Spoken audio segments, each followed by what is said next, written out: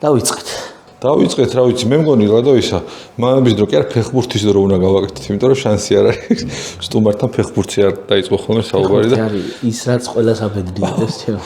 გავბედნიერდი, თუმცა ამ შემთხვევაში მამების დროთი გავბედნიერდეს და ახალი წელი მიულოცოთ ჩვენს მაყურებელს და აუცილებლად ჩვენს სტუმარს, რომელსაც ძალიან მარტივად წარვარდგენთ გიორგი ჯანელიძე, იუმორისტი.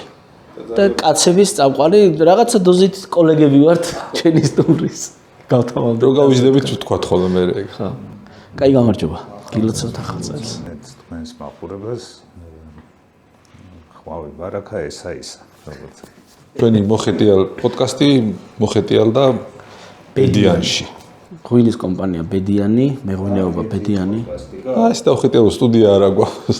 შუა საუკუნეებში იყო პოპულარი მაწანწალა პილიგრიმები ვიტრო დადიოდნენ ხო? გასები და რაღაც ფოკუსნიკები და აი ზუსტად ქალაქი და ქალაქში რო დადიოდნენ და ნუ აღორძინების სახარდეთ. ქალაქებშიც გვიულია, სოფლებშიც გვიულია. ტარიელ ხარხელაურთან სოფელში ვიყავით ეგეთ ჩემო ბატონო. და ძალიან ბედნიერი ვარ, რომ თქვენ ხართ ჩვენი სტუმარი, ძალიან დიდი მადლობა გიორგი, ძალიან დიდ პატივს ვცემ შორიდან და გითხარით კიდეც პატარა ბავშვით მიხარო და თუ უნდა გამეცანით და მადლობა მოკლედ და ძალიან მნიშვნელოვან თემაზე უნდა ვისაუბროთ ჩვენი აზრით. კი, სანამ საუბარს დავიწყებთ, აუცილებლად თქვა ჩვენი მეგობრები და ახალ წელს საჩუქრები უხდება და დავიწყოთ საჩუქრებით. მეღვინეობა ბედიანისგან გიორგი, ასეთი არაჩვეულებრივი ვარდისფერი რქაწითელი. ხო, მეღვინეობა ბედიანი, რომელიც მდებარეობს ივანე შავთელის 26 ნომერში, თავის საფირმო მაღაზიით და სადაც წარმოდგენილი არაჩვეულებრივი ღვინოები, ქართული ნატურალური და გაბრიაძის თეატრის მოპირდაპირე მხარეს და ღვინოები და სივრცეც აქვთ ეგერ შეუძლიათ მობრძანებელს. გემრიელი ღვინოები. კი, სახელმწიფოზე რა ახალ წელსთან ხდება ბედი და იღბალი და ასეთი ბედიანი. აგერ თუ გინდა აქეთ დავდგავ და მე ჩემგან შორს დავდგავ, რომ არ გავიდა. გახჯობია მე არ გავკრავ ფეხს და შენი იმედი არ ამბობ. გავაგზავნოთ სხვათა შორის ღვინოს ძალიან ხდება ჩურჩხელები. ეს არის კომპანია Suti Power-ის ჩურჩხელა, ქართული ტრადიციული ჩურჩხელა, არატრადიციული შეფუთვით. პატარა კუბიკებით, ძაფის გარეშე. ძაფის გარეშე? ხო. ანუ ვეგანური. ანუ ვეგანურია, ხო. ამას წინათ შეიძლება წავაწყდი. ძაფი ხდი და არა ვეგანურს ჩურჩხელას. ნუ თუ იმის ძაფი იყო. წყლის. მე წავაწყდა. თან ეს არის ბროწეულის ჩურჩხელა, ყურძნის ჩურჩხელა და შოკოლადის ჩურჩხელა. თუმცა შოკოლადის ჩურჩხელაც ვეგანური აქვს. ამასაც აქვე დავდებ რომ ფეხი არ გავკრათ და შენს უკანდევს ერთი საჩუქარი, ჩვენი მეგობარია ბენზინგასამართი სადგურების ქსელი Connect-ი. შენი კავშირი გზასთან ძალიან ლამაზი სლოგანით, რომელმაც პრემიუმ ხასის თუ პრემიუმი საწვავი გამოგიგზავნა, რომელიც საჩუქრად ახალ წელს. ნებისმიერგან ეს აქ იყოს ამას ფერს ვერავინ ვერ გაკეთებს. ხო, საქართველოს მასშტაბით ყველგან შეგიძლია გამოიყენო და ჩვენი მედია პარტნიორი რადიო ფორტუნა. და გიორგი, ასეთი უცნაური კითხვა მაქვს, თუ გიწევთ ხოლმე თუ დადიხართ საყიდლებზე ბაზარში პროდუქტისთვის? არა. ბაზარში რატო? არის სუპერმარკეტი, არ ყველა კორპუსის ქვეშ. ხო და აი ესეთი მეგობარი ყოს ახალი, ვინც ბაზარში ვერ ახერხებს სიარულს. ვისაც სუპერმარკეტში ურჩევნია, კი ბატონო, უბრალოდ სხვაობა ის არის, რომ ნავთლუხის ბაზრიდან სასურველ პროდუქტს, რაც ენდომებად მოუტანენ სახლში. იმ кайფასად, რაც ნავთლუხის ბაზარს ახასიათებს და გამოარჩევს კომპანიას ეგრევე სხვა სავაჭრო ობიექტებისგან აი ბაზარი დაარქვეს ჩემო ბატონო. აი ახალი სერვისია? ახალი სერვისია, ნავთლუხის ბაზრიდან პროდუქტი და რა ვიცი. ვინც დაინტერესდება, მე კი გამოჩნდება აქ, რა ქვია, მას საიტის მისამართი და ასე შემდეგ. ბოლოს ბაზარში ვიყავი, ბარსელონაში არის ბაზარი, თუ იცით. არა, ბარსელონაში არა ვარ თამყოფი. თავარ ქუჩაზე არის ეგეთი საყოფაცხოვრებო კი არის, სასურსათო ბაზარი და რა ქვია, იცი, ბოკერიას ბაზარი. ბოკერიას ბაზარი. მაგითო შევედი. და რატო ქვია? რაღაც არის ვიბათ ენაზე. ანუ ვიღა ქართველი ჩავიდა ბოკერია და არა ფონი. ბოკერიას ბაზარი. სხვადასხვა ჩვენ გვაქვს ეგეთი წესი, უცხოეთში სადმე ქალაქში სადაც არ უნდა ჩავიდეთ, აუცილებლად ნახულობთ სასურსათო ბაზარს. აი რატომღაც ეს გატაცება გვაქვს თუ რა არის? არა, ბუდაპეშტის ხო ძალიან მაგარი იყო. ეხლა ბოლოს რო ვიყავით როცლავის ბაზარი ძალიან იყო. გადავიდეთ გადაცემაზეც რაღაცა ვთქვათ. დავიწყებ ასეთი სტანდარტული კითხვით, რომელსაც ყველა სტუმართან ვიწყებთ. როგორი მამაა გიორგი ჯანელიძე? როგორი მამა შვილისთვის? ხო. თუ ერისთვის. ორი. მამა ხო ესეთ სიტყვაა, ბევრი პუნქტისა. სტალინიც ხო იყო რაღაც ერების მამა, არის კიდე მამაზეციები და არის რაღაც ტრაგედიის მამა ვიღაცა. მათემატიკის მამა. ხო და ამ შემთხვევაში მამინაცვალი და რა როგორი მამა შვილისთვის და იუმორისტი. შვილისთვის ვარ ერთადერთი მამა და როგორც ის არის ჩემთვის ერთადერთი შვილი. ხო და ვცდილობ რომ მამის ფუნქციებიდან არ გავიდე. მამა რო ხარ, ყველაფერი არ ახარ. ხო, რაღაცები არ არის მამის საქმე. აი, კაი რამე თქვი. მათ შორის არც იმასაკამდე სანამ სრულწლოვანი გახდები. რაღაცები მაინც თვითონ უნდა გადაწყვიტოს. აი მე ვერ წარმომიდგენია თუ შეიძლება რომ თქვენ რაღაც კაცრი იყოთ, სიმკაცრე გჩვეოდეთ, არ ვიცი. ყოფილა ხოლმე მომენტები რომ კესარიასთან უხეშად მოგცეულ ხართ გიჩხუბიათ. სიმკაცრე გამოგიჩენიათ და ზოგადად რამდენად საჭიროა სიმკაცრე შვილებთან ურთიერთობაში.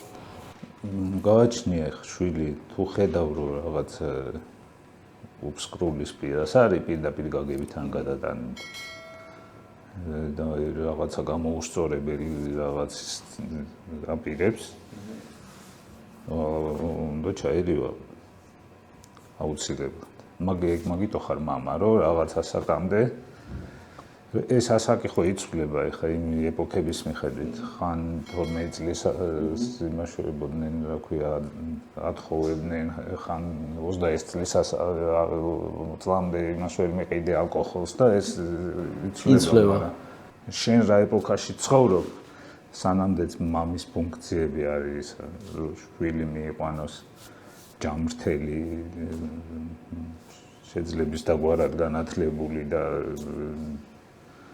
ჩაცმულ და ხურული რაღაცა საკამდე ეგ არის მამის ფუნქცია და მაგის იქით არ ვიცი უკვე ის არის რა სამსჯელოა საკამათო თქვენთანაც აქ ბევრ ვერსიას მოისმენთ ალბათ მამებისგან შენს კითხვა მოდილა და რატომღაც ესე ვფიქრობ რომ ალბათ ერთ-ერთი ყველაზე რთული პერიოდია მამობისთვის იმიტომ რომ იმდენი გამოწვევა და იმდენი საცდუნებელია გარშემო რომ მე კიდე არ ამიშავს ერთი შვილი მყავს და ხო არის არა მრავალშვილიანი მამები და მრავალშვილიანი მამები სხვადასხვა ცოლისგან და რავი ეგეთი მამების ალბათ მამობა ის არის რა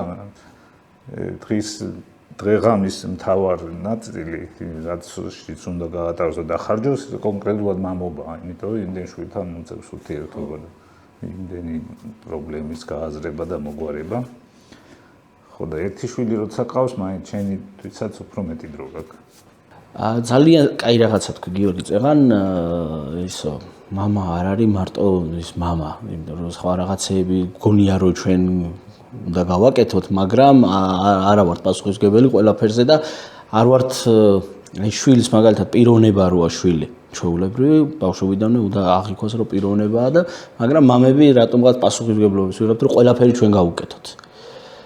აი რამდენად სწორად ვიქცევით ამ დროს მამები? ხო, აი ხა მანდ არის ორი სიმართლე, მამის სიმართლე და შვილის სიმართლე. ორივე მართალია. ორივე მართალია. ხო, იმიტომ იმ მამას საკუთარი გამოცდილებით ხელმძღვანელობს. იმას რაც აქვს თავის ბავშვობაში ნანახი, ხო, კუჩაში დაუშვათ სისასტიკე. ან რაღაცა განსაცდელები რაც გამოუვლია, უნდა რომ თავის შვილს ასცილოს და ასე ხედავს თავის როლს, რომ აკონტროლოს, ჩაერთოს და ასე შემდეგ. და არის მამები, რომელიც ფიქრობს, რომ რახან თვითონ გადალახა ის პრობლემები, შვილიც გადალახავს ასე თუ ისე და შვილისთვის გამოცდილება იქნება. და აღერევა თუ შვილი არ თხოვს. არის კიდე მესამე ტიპის მამები, ფეხებზე კიდევ შვილს გააჩენენ და მერე საერთოდ აღარ თავის დიზდება ბავშვი. არა იტევს. რა ბევრნაირი მამა არსებობს და და ამ დროს არის შვილის სიმართლეც. შვილის სიმართლე რა თქმა უნდა უმთავრესია მაგ დროს, იმიტომ რომ შვილს შე რო გააჩინე შვილი შვილს არაფერი არ აქვს შენთან პასუხისმგებლობა რა შენ გააჩინე ის და იმან კი არ აგირჩია შენ მამად შენ გააჩინე ის შვილად ამიტომ ის უფრო მართალი იმის სიმართლე უფრო მართალია ანუ ვლადო შენ იქ წახვედი რომ ზედმეტად ვერევით ხოლმე შვილების ცხოვრებაში ხო? კი, მართლა. მე არ ვერევი არ მგონია ეგრე რომ ზედმეტად ვერევი და ბევრი ხედავ რომ არ ერევა შვილები არ წუწუნებენ არჩივიან მაგაზე რომ მამები გვაწუხებენ, მაგრამ ეგეთებიც იარსებებენ. კი, ეს სამყარო გლობალიზაციისკენ და რაღაცა სტანდარტიზაციისკენ რაც წავიდა არ არის დიდი ხანი და ზოგან ისევ ძველი ის არის, ზოგან ისეა, ზოგან ისეა. და საერთოდ ალბათ ადამიანის ბუნებიდან გამომდინარე მამაშვილობა და უმცროს უფროსობა ამას დაუკავშირებდი იმას. უფროსისადმი პატივისცემის კულტურა რატო არის ყველა საზოგადოებაში. იმიტომ რომ ადამიანს აქვს თვისება რომ დღეს მე ვარ შენზე უფროსი, შენ ბავშვიდანვე დიდი. მაგრამ ჩვენ თუ არ გვექნა ურთიერთობა სწორი, მე შენ რო გაიზდები და ღონიერი იქნები და მე რო მოხუცი, უკვე შენ დამჩაგრა. ამიტომ უფროსისადმი პატივისცემა უნდა იყოს გარანტირებული, რომ მე დაცული იყო მე. რაღაცა ეს იქიდან მოდის. პრაგმატული მიდგომა. ყველაფერი პრაგმატიზმიდან მოდის, ჩემი აზრით. ორივენი ქალიშვილების მამები ხართ და ძალიან დიდი ბედნიერებაა დარწმუნებული ვარ, ჯერჯერობით ვერ გამოვცადე ორი ვაჟი მყავს მე და ეს გარდატეხის პერიოდი რამდენი წლის არის კესარია? ეხლა გახდათ 16 დეკემბერი. აი, სწორედ თინეიჯერობის საკითხზე მინდოდა ყურადღების გამახვილება. სირთულები ახლავს თან ამ პერიოდს. 14 წლის მყავს უფროსი ვაჟი და საკმაოდ ნერვიულობ და მანერვიულებს ხოლმე და აი როგორ უნდა მოიქცეთ გარდატეხის პერიოდში მოკლედ მამები რა. ქალიშვილების მამები ამ შემთხვევაში. არ უნდა შევიმჩნიოთ. ეს იმის გარდატეხის პერიოდია და არა შენი. ამიტომ იმათ ვარ გთხოვა რაღაცა. ხო, ესეთი კონკრეტული იმიტომ მე ტყუპის ცალი ვარ გარდა იმისა რომ მამა ვარ და მყავს ტყუპის ცალი და გაიარა ჩემმა დამაც გარდატეხის პერიოდი ისე რომ მამა ჩვენს გარკვევის განსაკუთრებული ღონისძიებები არ დასჭირდა. ის მაშინ მაინც სხვა დრო იყო ალბათ. ეხა უფრო არ ვიცი, მგონია რომ სანერვიულო უფრო მეტია. ალბათ, შეიძლება უცდები. აბა ეხა მამა ჩემს კითხე. ხო, ნუ შვიცა დენი რო არ არის, სამსახური არა აქვს და დუბლიონკიანი ავტომატიანები დარბიან ქუჩაში, სანერვიულო როდის უფრო არის. მაგ პერიოდში მოგვიწია ჩვენს ბავშვობა. ყველა მშობლისთვის დაართული იქნება მაგ დროს მithumetes მილიონი ამბოხება ჩდება გარდატეხის ყოფი ასაკის ადამიანის თავში და გიორგი, იუმორი თუ გეხმარება შვილთან ურთიერთობაში? გვაქვს ეს კომუნიკაციის ფორმა ძირითადად უმრობით გვაქვს. მეხმარება თუ არა რა, კომუნიკაციის ფორმა ჩვენ შემთხვევაში რა, სათქმელს ვეუბნებით ერთმანეთს ხუმრობთ. ისედაც რო უთხრათ, გავუგებთ. მაგრამ იუმორით უფრო კაია თან ეს არის ფორმაში ხარ. კარგი იუმორია კესარიას. იუმორის გზნობა აქვს, მაგრამ ჯერჯერობით არ გამოირჩევა. საერთოდ არ უყვარს ბევრი ლაპარაკი და ფოტოების გადაღება და ტელევიზიებში გამოჩენა და ეგეთი რაღაცები არ უყვარს. მე არ მეყვარდა, მაგრამ ეს ცხოვრება გამომაგდო. გაიძულა. ხო, მეც როგორც სცენარისტი ისე ვიწყებდი, მაგრამ ხო იცი, სად როგორ არის? სადაურსაც წაიყვა. ხო, ერთი გამოთქმა და მეორეა სად გაგრიყავს და ტალღა თუ რაღაც ეგეთი. პირველად რომ დავიჭირე ჩემი შვილი ახალ შობილი, ახალ დაბადებული რო იყო, ხშირად მithkoms ხოლმე რომ ის რაღაცა პასუხისგებლობა ვერ ვიგრძენი რომ მამა გავხდი. მერე რომ მოიტანა და შევეჩვი ამ სტატუსს. პირველი ის რა ქონდა ემოცია. ასე თქვა. შემეშინდა ალბათ რაღაც გაურკვევლობის უფრო მქონდა გზნობა ვიდრე ბედნიერების და ვიდრე იმ რომ მამა ამ სუბუქი არის. ძალიან სუბუქია. აი თითქოს წონა არ ქონდა. მიუხედავად ისა რომ გადაფუთული იყო იმაში. სახვევი. მართლა როგორი გზნობა გქონდათ მაშინ? სიმსუბუქე ხო, კაი. სიმსუბუქის გარდა ხო? კაია რა შვილია ადამიანები რა მაინც ისეთი მკვიდრეობისადმი განსაკუთრებით ყურადღება მიქცეული ხალხი ვართ და ყველას ცდილობს რომ რაღაცას ვაკეთებს, ვიღაცას მკვიდრეს დაუტოვოს. ამიტომ პირველი შვილი ბედნიერება. მე პასუხისმგებლობის განცდა მქონდა. მქონდა ეგ, აი მეორე შვილზე გიოზე მქონდა, მაგრამ მხოლოდ მეტი ვერაფერი, ვერც სიმსუბუქი ვიგრძენი, ვერც სიყვარული, აი საერთოდ ვერაფერი, მივხვდი რომ ცოტათი მეტი პასუხისმგებლობა გაჩნდა ჩემ ცხოვრებაში. ცოტათი არ, ბევრად მეტი პასუხისმგებლობა გაჩნდა ჩემ ცხოვრებაში. და მაშინ თუ შეცვალა გიორგი მამობამ. რამე თუ შეიცვალა, უფრო მეტი პასუხისმგებლობა, უფრო მეტი სიფრთხილე, არ ვიცი. და როგორ შეიცვალა? თავისთავად რამე განსაკუთრებული დღის წესრიგზე აღარ გადავსულვარ. მქონდა საშუალება ძიძა ყავდა მაინც ახალშობილთან დედა უფრო ის არის საჭირო და მე მაინც აი მაგ პერიოდში კლასიკური მამები რაც არის, ხო, საგარეო საქმეებს რომ მამა მიხედავ საჭმელი მოიტანე, გარეთ დენის ფული გადაიხადე, წადი რაღაცა ესა. ამებს მე ვაკეთებდი, ხო? საგარეო დიპლომატია. აი ჩემი ცოლი ლადონკიიცის პატარა ატანით 5 წუთი რო დაუჭერდი ხოლმე შვილს, ხან წელი მტკივდებოდა, ხან ფეხი მიკავდებოდა. ეხმარებოდით ხოლმე ბავშვის მოვლაში და გამოგდიოდა. სეირნობაში ბავშვი თუ გეკავათ რომ დაესვენა ცოტა ხანი. რა თქმა უნდა, ჩემი შვილია, რატო არ დავიკავე? კი რომ ეკავა და ვასეირნებდი კიდეც გამყავდა სათამაშოდ მაშინდელ სკვერში, ნუცუბიძეზე, მესამე პლატოზე. ტრედებს დასდევდა ეგ მახსოვს. მოწონდა? ხო, ეხა პატარა ბავშვია და რაღაცა მოძრაობები ხო რეაგირებს და ამის ნაბიჯზე რომ ტრედი აფრინდა რაღაცა ისა უკვე თავდაჯერება ემატება რაღაცა წარმოადგენს სამყაროში რომ ამაზეა დამოკიდებული რაღაც ვარსება როგორ იქცევა და უხარო და შევარდებოდა ტრედების იმაში გუნდში და ისინი რო აფრინდებოდნენ ზე იმიქონდა ჩემთვის ერთ-ერთი ყველაზე მტკივნეული საკითხი რაც არის ამ მამობაში და შვილებთან ურთიერთობაში პირველ შვილთან განსაკუთრებით საერთოდ არ მქონდა სამწუხაროდ რომ სამსახურში ვიყავი დილიდან ღამის 6 საათამდე ახერხებდით მეუღლესთან და შვილთან ურთიერთობა სამსახურის მიუხედავად თუ ქონდათ რომ მოკლედ ცოლ შვილისთვის და შვილისთვის განსაკუთრებით დრო როგორ არ მქონდა და თული რომ არც ისე ცოტა ურთიერთობა ქონდა თუ გავითვალისწინებთ ისევ ჩვენ რა სამყაროდან მოვდივართ ხო იყო პერიოდი რომ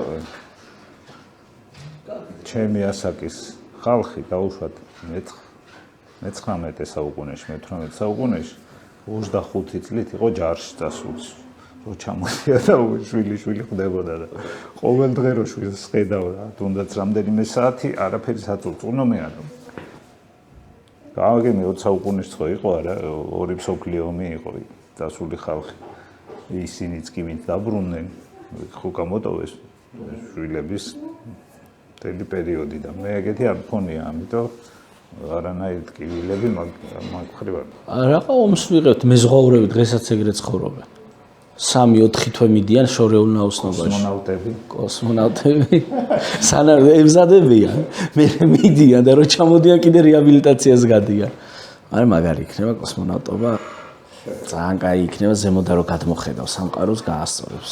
ეხა შეიძლება თავს ვიმაშვები, ვიმშვიდებ, მაგრამ ყოველ შემთხვევაში არ ვიცი რა გზნობაა, მაგრამ ვფიქრობ ხოლმე რომ არანაირ პროფესიას ეხლა რო შემეძლოს ისეთი რომელიც შვილებთან დიდხანს დამაშავებს, ალბათ არა ვირჩევ მეთქი რა.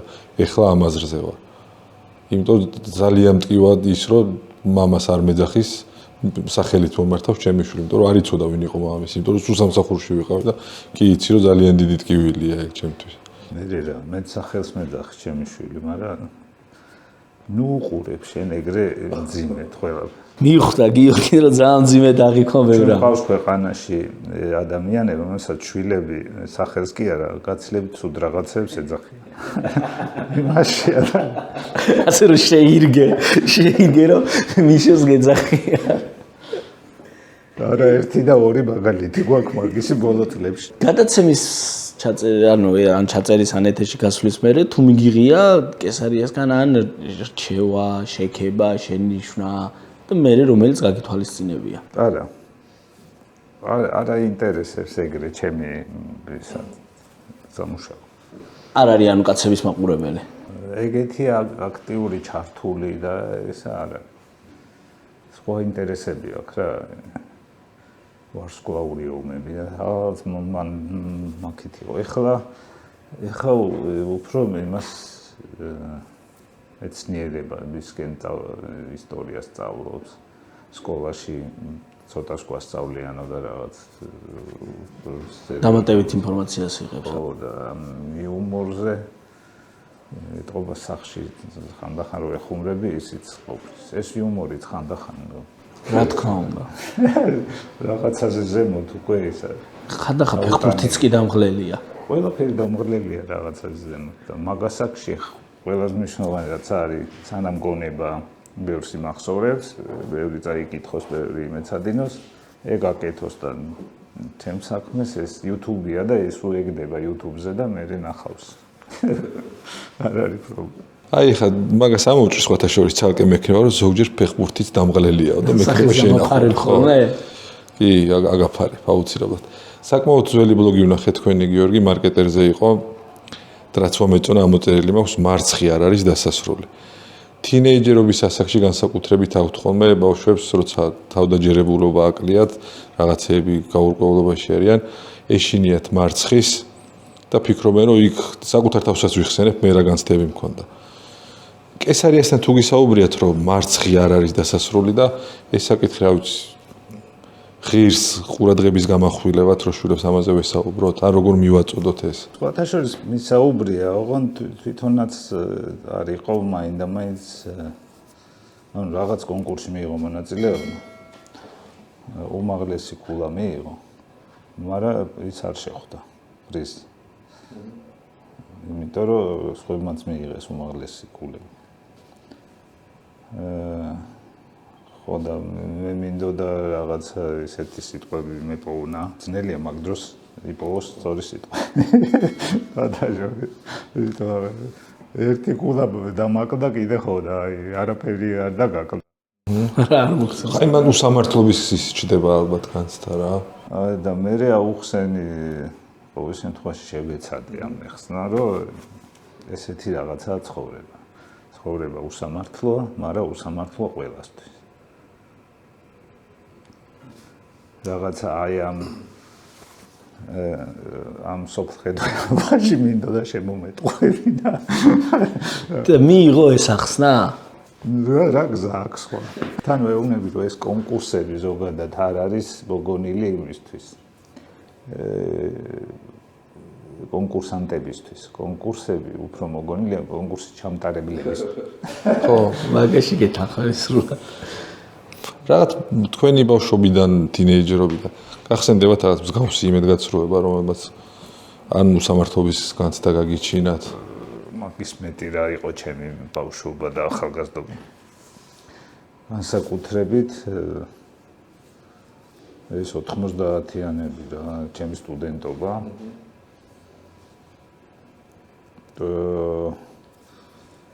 და პირქუში დრო იყო რა, დენი არ იყო, კორუფცია იყო, კრიმინალი იყო და პერსპექტივა არ ჩანდა. მე ვერ ხედავდი რომ რა და როგორ და როდის შეიძლება შეიცვალოს. კაი სწრაფად არა, მაგრამ ისიც არ ჩანდა რა. გრძელვადიან პერსპექტივაც. რაღაცა სტიმული, სიგნალი, რომ აი ამაზე დაკვირვებით რაღაცა აწყო გონებაში. კონსტრუქცია რომ აღუდგეს მე ეგრე იქნება. მაგრამ ახალგაზრდა რო ხარ სამაგიეროდ, რაღაცა ორგანიზმის სხვა რაღაცეებს უფრო მეც გამოიმუშავებს, რომელიც მიუხედავად ამისა მაინც ენერგიას გაძლევს და აქტიური ხარ მაინც. მე ეს ასაკთან ერთად იკლებს, მაგრამ ამასობაში ცოტა შუქი მაინც მოვიდა. შენ გახსოვს რამე და ეხლა ჩემსაც გეტყვით უცეფის პირველ მეორე კურსზე ვიყავი მაქსიმუმ საბერძნეთში წაყვანა იყო მთავ გამარჯვებულისთვის და აპოლონიოს როდოსელის არგონავტიკა გახსოვს რამ ხელა რა? თბილისში ვერ წავიკითხე, წავედი უბისაში სოფელში. ზამთარი იყო თან. დავაკვდი, წავიკითხე, დავწერე ისა და არ ვიცი ხა ვერ ვიტყვი იმას რომ სასწაული თემა გამომივიდა, მაგრამ ძალიან ბევრი ვიშრომე და რა თქმა უნდა ვერ გავიმარჯვე და აი ეგ იყო ყველაზე დიდი ისეთი შემოლაწუნება რომ ძალიან გამიჭირდა მაგის გადახარშვა რა. მე გეტყვი, ახლა გამახსენდა მაგაზე ჩვენს დროს სტუდენტებისა საკურსოები რო იყო, გახსოვთ? დავწერე საკურსო დავით აღმაშენებელი და ჯვაროსნები. საჯაროში ვიჯექი რა მე სხვა საკურსო მაქვს დაწერილი. რა ბუღალტერია რძის წარმოება. სხვადასხვანაირი სტუდენტო. დავით აღმაშენებელი და რაო? ჯვაროსნები. და საჯაროში ვიჯექი ლიტერატურიდან სკოლიოები ვაკეთე, ანუ მაგარით რავი დავწერე მოკლედ და მაშინ ჩვეულებრივი ამბავი იყო ოცლარ სიხდიდი და მზა საკურსოს გაძლევდა. საკურსის ბიბლიის საჯაროში იდგნენ ტიპები, რომლებიც გაძლევდნენ. მივიტანე მოკლედ ჩემი ნაშრომი. 300-ს გიწეროთ. 300-ს რატომ ვიწერ? კარგი თემა მაქვს. ხო ხა შენით დაწერილი არ იყოს ეგეც. ვერაფრით დავარწმუნე ლექტორი, რომ ეს მართლა ჩემით დავწერე და ჩვეულებრივ როგორ ნაყიდი თემა იყო და დამეწერა 3-იანი. 3-ზე აღართულება არ მქონდა, ის მის ბუღავი მქონდა. სხვათა შორის ბუნდებრივ წელს გავყიდე ეგ თემა. და 20 ლარი ავიღე. აუ ეს მაინც მინდა რა სცენადება ბოდიშვილი წავიკითხო რაც უწერია იქ რაც მე ამოვიღე რაც მე მომეწონა ყველაზე მეტად და ჩემ შურს მაინც მომოსმენებ და წავაკითხებ ამას რა რომ მარცხი არ არის დასასრული მარცხი მიზნისგან ჩამორჩენაა და თუ ხელებს არ ჩამოუშვებ და გზას განაგრძობ რაღაც მანძილის გავლის შემდეგ მიზანმა შეიძლება თვითონ დაიწყოს შენკენ მოძრაობაო ამ მეც კი ამ ასაკშიც კარგად იმოქმედა და ძალიან კარგი სიტყვებია მოკლედ მადლობა, ოღონ მე არ მეკუთვნის ეს სიტყვები, სადღაც მაგ ადრე დაკითხო. ნუ ამ თემ ამაზე იყო ის ბლოგი ყოველ შემთხვევაში და კი. კაი ფრაზა და ყოველთვის ეგრე არ ხდება რა თქმა უნდა, მაგრამ ხდება. არ ვიცი ეს ფრაზა შენ გიკუთვნოს თუ არა გიორგი, მაგრამ მაგარი მას შევედი. სატელევიზიო რასადროდის ანკეტაში, მოთამაშის ანკეტაში ასეთ რაღაცა გიწერია. ხო, მეკუთვნა რა მომწონს. ცხოვრების კრედოდ მაქვსო, დატოვე სამყარო უკეთესი ვიდრე დაგხვდა. ხო, აბა რა უნდა კონდეს ადამიანს. ან სხვა რამე შეიძლება კონდეს, მაგრამ ეს აუცილებლად უნდა. ეს აუ კი, გეთანხმები, 100 წლის მერე რა სიტყვია, რომ გიორგი ჯანელიძემ რა დატოვა. იმ სამყაროში, რომელიც დახტა, რითი გააუმჯობესა. რაღაცეებში იტყვიან, რომ ისა უკეთესი დატოვა ვიდრე დახვდა. რაღაცეებში არ ვიცი, მაგრამ აი რაში? რაში? ხო, რომ დავკონკრეტდეთ. რავი, მაგალითად სატელევიზიო იუმორი რაც იყო სანამ მე ჩავერთვებოდი. რაც არის ახლა სტანდარტი აწეულია რა, ყოველ შემთხვევაში იმ იუმორით მაშინ რო იყო. ეხლა რო შემოხვიდე. უწებ გავარდები უკან. ხო, ეს ჩემ გარეშეც მოხდებოდა ალბათ. მაგრამ რახან ჩართული იყავი. მეც მონაწილეობდი, რატო არა, მეც ცოტას მივიწე. როდესაც პირველ ბოდიში შოუს იწყებდით, ნერვიულობის განცდა იყო, როგორ მიიღებს ხალხი, რანაირად მიიღებს? მე არ ნერვიულობდი, ისე კი, რა თქმა უნდა, განსაკუთრებით პროექტის ავტორი ვინც იყო, იმიტომ რომ ის ამ დროს უკვე ის არის რა კაპიტალიზმია უკვე და ტელევიზია გამოგაგდებს თუ არ მიიღო ხალხმა და რეიტინგი არ ქონდა. მაგრამ მე არ ნერვიულობდი, იმიტომ რომ ის მქონდა რა თავში. ხედავდი ამ პროექტს, როგორ კეთდება და წარმომედგინა, მე რა უნდა მეკეთებინა წარმომედგინა და ის წარმომედგინა, რომ მე თუ კარგად გავაკეთებ ჩემს საქმეს და კიდე რამდენიმე თავის საქმეს გამოვიდოდა ეს პროექტი. ნუ წამყვანი კარგი იყო. ხო და ამიტომ გამოვიდა კიდეც. მოგვან ბევრი შრომა უნდა. მიზან მიმართული, მეთოდური და ცოტა უმადური და უფასებელი შეიძლება. მაგრამ ნუ აბა როგორ გინდა. თავიდან დამწყები როცა ხარ, არავინ არ დაგაფასებს შენ იმ წუთშივე. თავიდან გიწევს ბრძოლა და მოგერიება ყველანაირი ისი რა, დამსახურებული თუ დაუმსახურებელი კრიტიკის. ეხლა რადგან ეს გადაცემა ახსენელადო ადრე ძველი მასში გაზეთებს კითხულობდით ხო რაღაც უცნაურ სათაურებს გემახსოვრებათ? არა მარტო სათაურებს, შიგნითაც ხო და ალიადან ხშირად კითხულობდით ხოლმე. მე ვწერდი მაგ უცნაურ ამბებს ალიაში და როგორ მიხარო და ერთ პირველად რო ნახე რომ ჩემი ის წაიკითხეს. მე ვთქვი რომ ყველაზე სულელური სათაური კიდე წაიკითხა. როგორ წაიკითხათ და ეს უცხო პლანეტისა ოკეანე უცხო პლანეტების გვამი გამორიყ ხო რაღაცებს ვიმაშველოდი ხოლმე და ძალიან მაგარი რაო რამდენჯერ მოგიგონია ყოველე მაგას არაფერს მე არ ვიგაზეთში არაფერს არ ვიგონებდი რა თუნდა მოგონებ მაგ დროს უკვე ინტერნეტი იყო და ეგეთი კი კაცავსე მაგრამ ის შენ ვისგანაც იღებდი ის წყაროები სავარაუდოდ იგონებ იმიტომ ეხლა რომ დაგუგლო რომ უცხო პლანეტის გვამი გამორიყა და მე ესეთი სანდო წყარო არის ისეთზე გადაგამისამართებ შენთან რომელზეც ჯერ Google-ი დაგიწეს რომ აფსაიდზე შესვლა სახიფათოა შენი კომპიუტერისთვის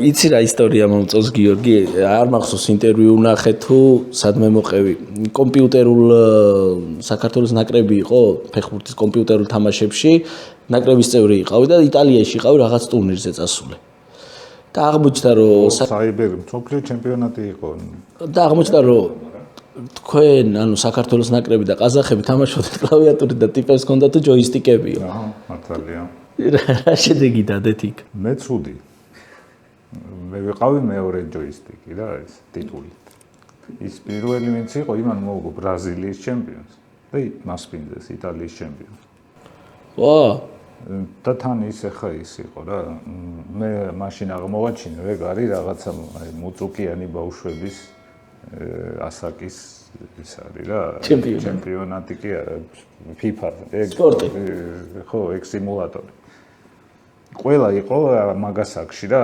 15, 16, 17, 18. მე ვიყავი მელოტი კაცი 28-ის თუ რაღაც ვიყავ. ანუ უკვე წილის ყრაზევე რაღაცა ჩემი თავი არ მომეჩვენა. სწორად გილოს. და ვინც იყო ის ვინც არ იყო ამოხტარი იმ სიტუაციიდან პირველი ჯოისტიკი ვინც ყავდა, იმან მოუგო ხა ფეხბურთში ბრაზილიის ჩემპიონს მოუგებდა იტალიის მეტი ხა რა მოგეთხოვე პირველ ჩასვლა.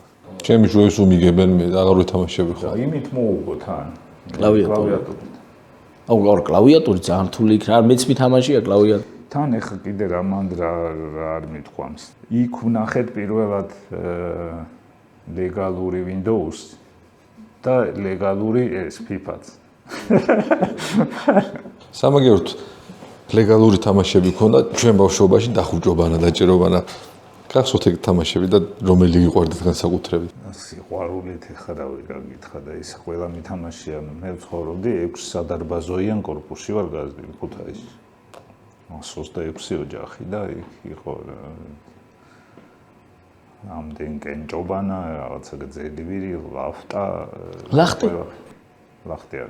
ლახტი არც მე არ მითამაშია არასოდეს ძალიან აქტიურობს თამაში ის ბრგვალივირი გძელივირი ეგენი ხო მაგრამ ლახტი არ ვითამაში ლახტი არც ისე უსაფრთხო თამაში მიგონია კი არ წარმომიდგენია მაგრამ აი დაწითლებული ძალიან და განსაკუთრებით თუ ცუდი მოთამაშია და ბალთა მოგარტყა ეგ უფრო რაღაცა მგონია რომ ბაბუა ჩემის დროინდელი თამაშია აუ ჩვენ თამაშობდით ჩარჩენილები ვიყავით გიორგი კომპიუტერულ თამაშებზე მინდა გკითხო ვიცი რომ გიყვარს და მით უმეტეს ჩართული იყავი რას ასწავლის ბავშვებს ბევრ ამას მაგათ ინგლისურს მე რომ მქონოდა ბავშვობაში მე ინგლისური მეცოდინებოდა ეხაც კი ვერ ვარ თამამად რა ეგრე არ მიფიქრე კი მართალია ხო მინიმუმ ასწავლის ინგლისურ ენას კიდევ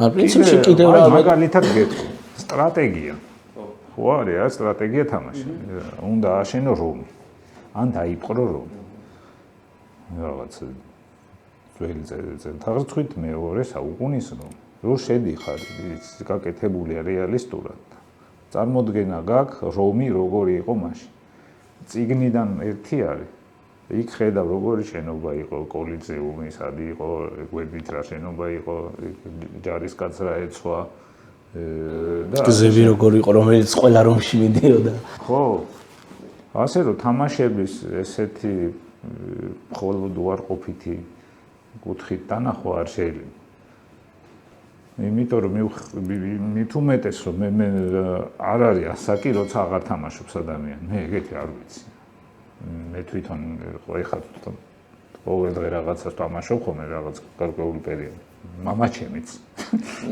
ჩემი შვილიც და შვილი არ მყავს, თორე როცა ვიყოლება ისიც ითამაშებს. უნდა გამოუყო ადამიანი რომ ეთამაშოს ალბათ იმას აქში იქნება. ასე რომ თამაშებს თუდი არაფერი არ არის, უბრალოდ წეღა როგორც სხვა რაღაცაზე ვთქვით რა იუმორზე რაღაცაზე ზედმეტი არ შეიძლება რა. სამწუხაროდ მშობლების თაობაში ბევრში არის დემონიზირებული. აუ, თამაშობს ჩემი შვილი და ესეც ალსახად ცუდი არ არის პირიქით. თუნდაც რამდენი რაღაც სწავლა შეიძლება. სწავლა საერთოდ თამაშით არ იწყება ბავშვები ბაღში და თამაშით არ ასწავლია. მამა ჩემის თამაშობს ახლა და წეგან ახსენეთ რომ იმ რთულ პერიოდში აბა როგორი იქნებოდა მამობაო. როგორი ურთიერთობა გქონდათ მამასთან? დიახ. და როგორი იყო იმ პერიოდში აი გავს რაღაცით ჩემს შვილთან ურთიერთობას, მამა ჩემიც არ იყო ძალიან ჩართული. ჩემი მასში ალბათ რავი თვეები გავიდო და არ იკითხავდა. მაგრამ მაგ დროს იცი რა არის, როცა სკოლაში სწავლობს ბავშვი, თუ იქ რაღაც საგანგაშო ხდება, სკოლიდან მოვა ინფორმაცია. ხო, თან პერიოდულად თან მშობელთა კრება ან ეს არის ან ის არის და თუ საჭირო არის, შენ ჩაქრთავენ რაღაცა გზებით. მოვა და როგორც ჩანს მე და ჩემი და არ ვიყავით ეგეთი მოსწავლეები, რომ მშობლები ხშირად არც მახსოვს, რომ სპეციალურად დაებარებინათ და ისე მიდიოდნენ პერიოდულად, როცა მშობელთა კრება იყო და მაშინ მორიგეობაც იყო. რაღაც პერიოდი შემოიღეს. თვეში ერთხელ უწევდა მე მგონი. მშობლები მიდიოდნენ, კართან ისხდნენ შესასვლელთან. ჩემ დროს უკვე აღარ იყო. ხო და რა ფუნქცია ქონდათ მორიგეებს, არ ვიცი, სიმართლე რომ. თამაშები მეც ვიყვარს ვაღიარებ, არა აი შეიძლება ეს საკვიატებაა ჩემი. წიგნი ჩააჩოჩა თამაშებმა და ეგ არ მომწონს რა.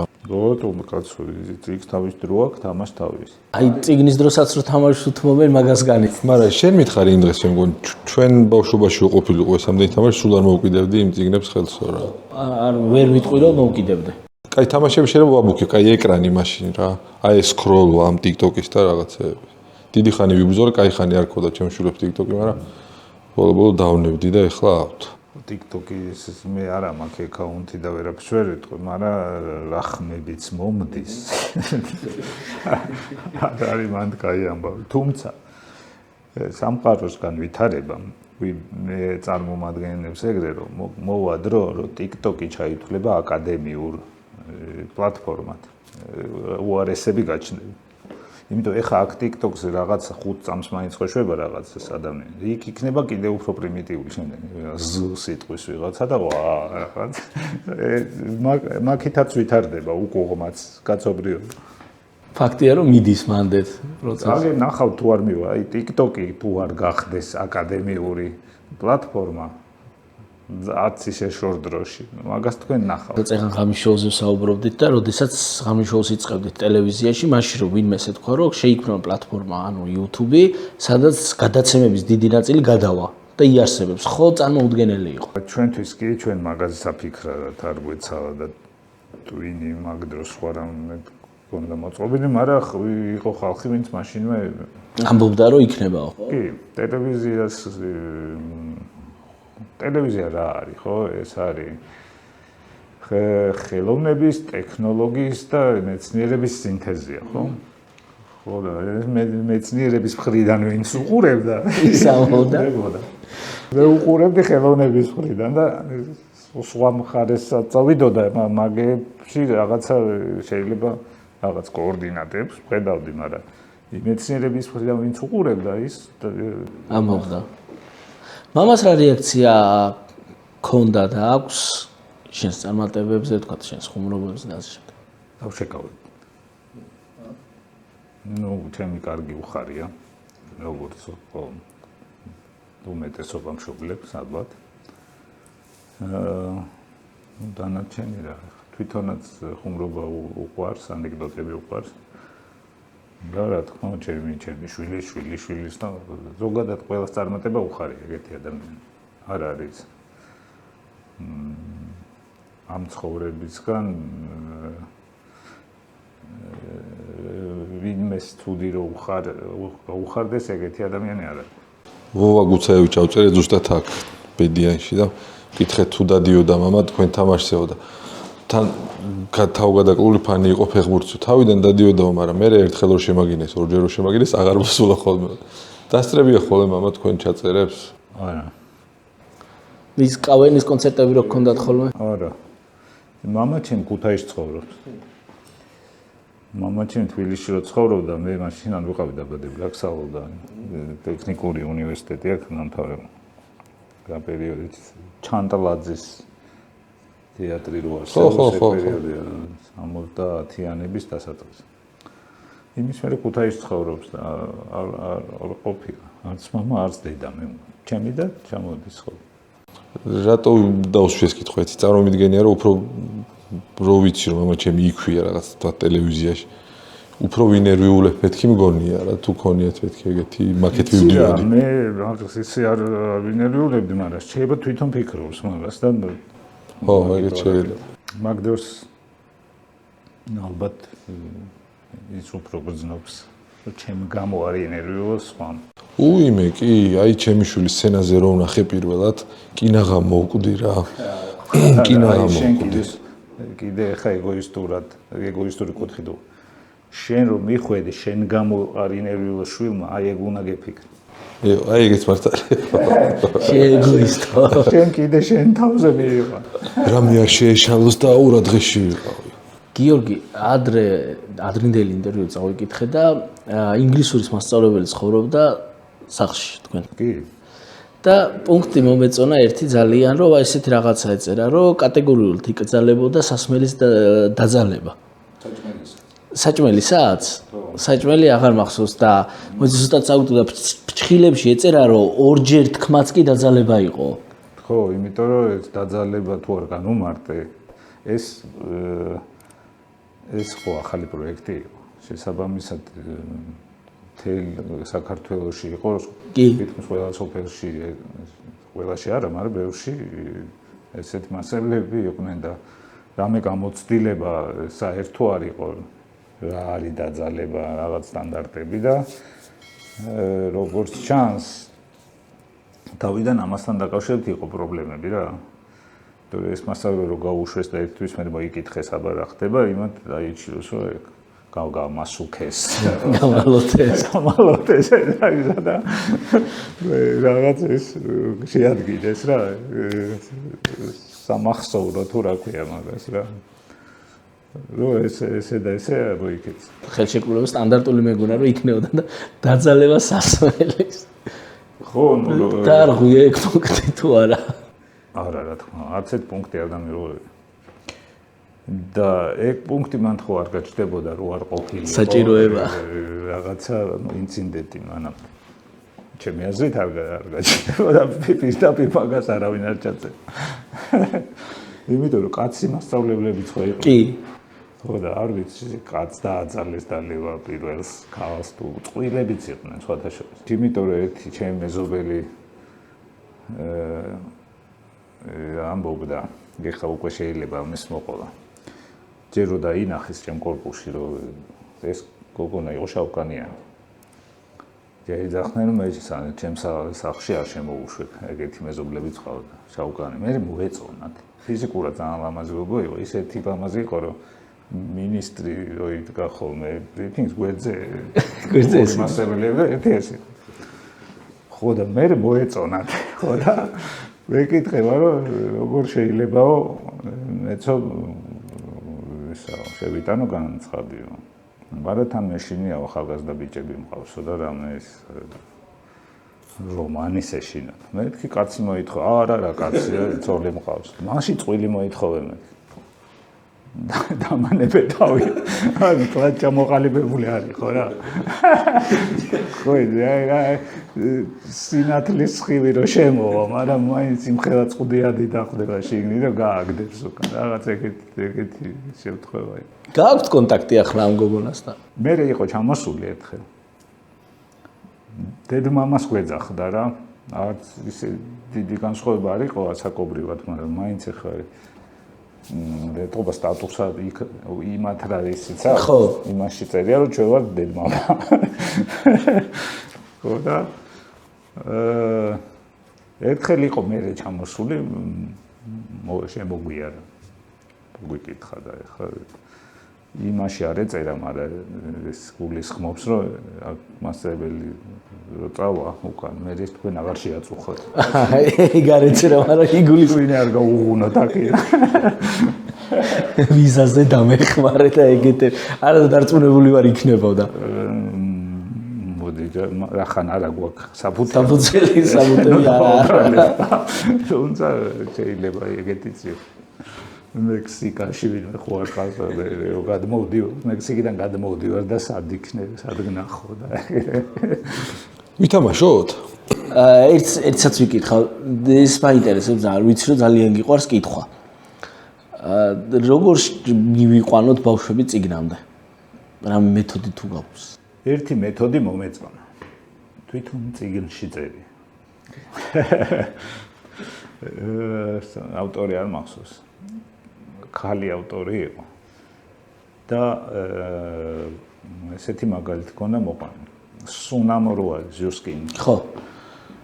ფილმი უფრო მეტმა ის. კი, პარფიუმერს ეძახის ზოგი, ხო. აი იმ ბავშვის გასაგონად ხმამაღლა წაიკითხეთ ის იმას არ უთხრათ არაფერი ის დავის საქმეს აკეთებს თამაშობდეს ან ხმამაღლა წაიკითხეთო პირველი გვერდი. ის მართლაც მირტავად იწყება. ეგ დეტალურად აღარ მახსოვს. ყველა რო სუნიანი დადის მაშინ როცა საფრანგეთის მეფეს ყველის სუნი ადიოდა და აქ ანტისანიტარია აღწერილი ონის რაღაცა გითხრევ და ერთი გვერდს აიკითხეთო და გაჩუმდით მე და დავით ციგნიო და მოვა და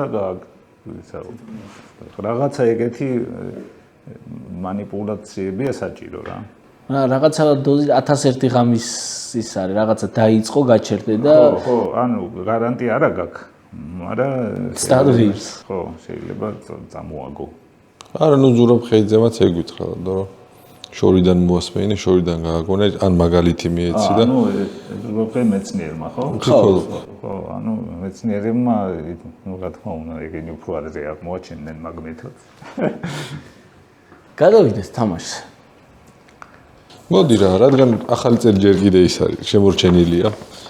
უცნაური საახალწლო ტრადიციები მოვიძიეთ, ცოტა უცნაურობები ჩვენ დავამატეთ და კითხავთ, გეტყვით უბრალოდ რომ ასეთი ტრადიცია არსებობს, თქვენ უნდა მიხვდეთ მართალია თუ ჩვენ მოვიგონეთ. სანამ დავიწყებთ, რამე ტრადიცია თუ გქონდათ ჯანელიძეებს საახალწლო? არაფერი ისეთი განსხვავებული სხვა გვარებისგან, ვინც ჩვენ კორპუსს წვევენ. უბრალოდ რაღაც აი ეს საბჭოთა კავშირი და ინგრა და იმერეთიდან ერთ-ერთი პირველი იყო იმერეთი, საიდანაც რუსული ბაზები გავიდა. და ეს რუსული ბაზის გასვლა ნიშნავს, რომ რეალურად გადის ჯარისკაცი და დანარჩენს ყიდიან. თუ ვინმე რამეს იყიდის, ჩამოწერენ რაღაცა. მათ შორის აეროდრომი გაყიდეს გასაშლელი და მთელი ამბები იყო და მამაც ჩემო მოათრია მაშხალა რა, სასიგნალო მაშხალა. და თავისი რა ხუთი ტყვიით რაღაცა უმაგრება და ახალწელს გავისროლეთ ერთ ახალწელს ჩვენმა ოჯახმა ის ახალი წელი იყო განსხვავებული რომ მაშხალა ქონდა სხვა და აუ გაანათებდა სულ გაანათებდა ყველაფერს არა სხვათა შორის ისეთი სროლა იყო ქალაქში რომ არაფერი და გამოიჩევა ერთი მაშხალა მიება შეიძლება ვიღაცა RPG-საც ისროდა მაგრამ არ გახსოვს ეგ პერიოდი იყო რომ ავტომატების კაკანი იყო RPG ზუსტად არ ვიცი რომელია მაგრამ ყველაფერს ისროდნენ მაღაც ბევრი იყო და ბევრი რამე ბევრნაირად ანათებდა კაი დავიწყოთ სხვათა შორის სადო ვიტყვი რომ მესამე წელია ჩემ მშვიდობთან მას თქვენი შეუძელი შეთანხმების მიღწევა რომ აღარ ვისვრით ამ ბათქაბუთხა რაღაცებს ჩვენც ეგრე დაახლოებით 3 წელი არის თუმცა ძალიან მიყვარდა მაგრამ ცხოველების რაღაც ეშინიათი ხოცებიან აქედან გამომდინარე მე ძალიან პრაგმატული მიზეზით და მამი მეთქი რატო დავისროთ სხვა ხო ისროს და თუ სილამაზეა დავინახოთ კიდე ეგ ერთი და მეორე იმდენი კორპუსი აშენდა ვაღარც ჩანს უკვე აი შეიძლება სახშირია რომ აივანზე გამოვდიოდით ხოლმე პირველ სართულზე ვართ და ვიყურებოდით საჭი და ჩანდა და წელს შარშანდელი ახალი წელს წელს აშენდა კორპუსი და აღარ წინ ჯუნგლები აღარ გამოვწდა ხო ეგ ორი პრობლემა გაქვს ხო არ ჩანს და კორპუსია ხო კაი, უცნაური საახალწლო ტრადიციები. სამხრეთ ამერიკაში ქონიათ ახალი წლის ღამეს უმეტესობა იცვამს ფერად იმას, საცვლებს, ტრუსებს. მართალია თუ არა? სამხრეთ ამერიკაში მაგ დროს არის ზაფხული.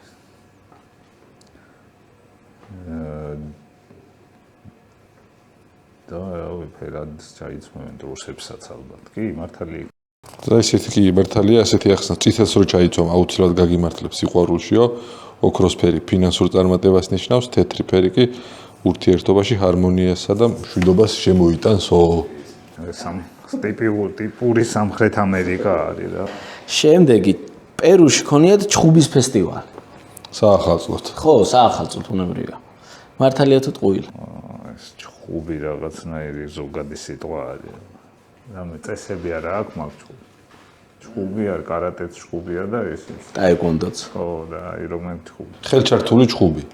ხელჩართული ჩხუბიც ბევრნაირი. ამიტომ არ იქნება მარტო. ხო, არა, მართალი ყოფილა და ახსნა აქვს ასეთი, რომ პერუში ახალწელს მეგობრები ხელჩართულ ბრძოლაში ებმემიან, ხოლო ამის შემდეგ ახალი ფურცლიდან იწყებენ ცხოვრებას და ყველანაირ წყენას ივიწყებენ. ვაუ, ნახე, არის რაღაცა რესტარტის. ხო, ხანმე ჩვეულებრივ რესტარტია, კი. შემდეგი არის ვარ დავცხო შემდეგ ახალწელს ვიღაც. მაგრამ რომ მომერიონ. ფინეთში ახალი წლის ღამეს ოჯახის უფროსი მტვერსასრუტით წრეებს ურტყამს მთელ სახლს, რომ ცუდი ენერგია მთლიანად შეიწოვოს. არა მგონი აი მტვერსასრუტი ახალი გამოგონება ძველი ტრადიცია ვერ იქნება. სად დაგვიჭირა? აი, რას ნიშნავს გამოცდილი, რასად როდის ვთამაში. ტყუილია რა თქმა უნდა. შემდეგი პუერტო-რიკოში აქვთ ჭიქა წყლის ფანჯრიდან გადაგდების ტრადიციაო. ეს ჭიქიანა? ხო. მეს რო დაეცეს. შეიძლება გადაიხედავენ, დაინახავენ რომ არავინ არ არის, ან სხვა პუერტო-რიკოელიც ამ დროს სახლშია და ჭიქას ისვრის. გამორიცხული არ არის. ჩვენ ისეთი სასტიკი იმიდან მოვდივართ. სამყარო. სასტიკი ურთიერთობებიდან. მაგრამ მაინც გონია რომ არ არის. ესეც მართალი ყოფილა და ასეთი ახსნა აქვს, რომ ბოროტის სულებისა და ნეგატიური აურისაგან თავის დასაღწევად წყლიან ჭიქას აგდებენ ფანჯრიდან. და სახშივე რომ დაფშვნან. ავი რას გაუგებ პუერტო-რიკოელ. რატო კლავ ვიღაცას? მე იშუშაუ და აკრიფო, ვიღაცა შეიძლება ხელი გაეჭრას, ფეხი გაეჭრას. ცუდი ტრადიცია. არა, შუშა კაი. თუ მან ჩემი აზრით პრობლემაა თავში არ მოხდეს, თორე ჩვენ ხო გვაქვს თებშებს რო ხო, ქორწინების დროს. მაგრამ ის ძირსდებს. ზემოდან ფრენავის სავსე ჭიქა არ არის. არც თუ სასიამოვნო მოსახვედრი იქნება. ნაბიჯების მთვლელი მამა ჩრდილოეთ კორეაში ახალ წელს მამას სერიოზული სახით ითვლის შვილების ნაბიჯებს, რომ ნახოს ვინ რამდენად შორს წავა ცხოვრებაში. მართალი არის თუ არა არის, მაგრამ უხდება ჩრდილო კორეას, ან რამე ის კი არ მონაწილეობს ნივთი.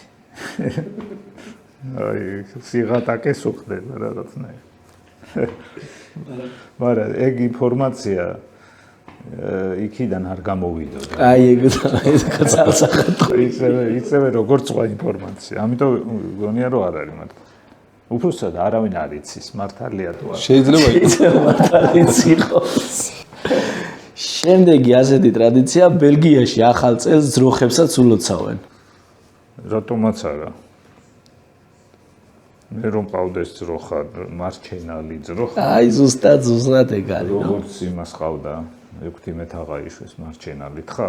მე 15 ძროხა თუ ყავს ხომ მეც მოიწველება. მაგაზე უკეთეს ვის კი, არც ერთ ფერმერს არ აუწყდება თუნდაც რომ ძროხებს ბედნიერი ახალი წელი უსურვოს.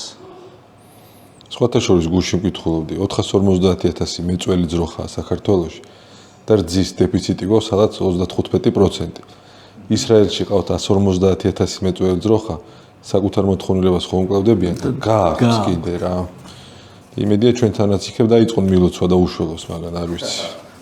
მაგაში თუა პრობლემა. მილოცვა არა მგონია მან. ჩემი ჯერია ახლა? კი. უნგრეთში ახალ წელს საგრძაულია სარკეში ჩახედო პირველი 10 წუთის განმავლობაში. რა მე პარლამენტმა მიიღო ეგეთ კანონი. იმით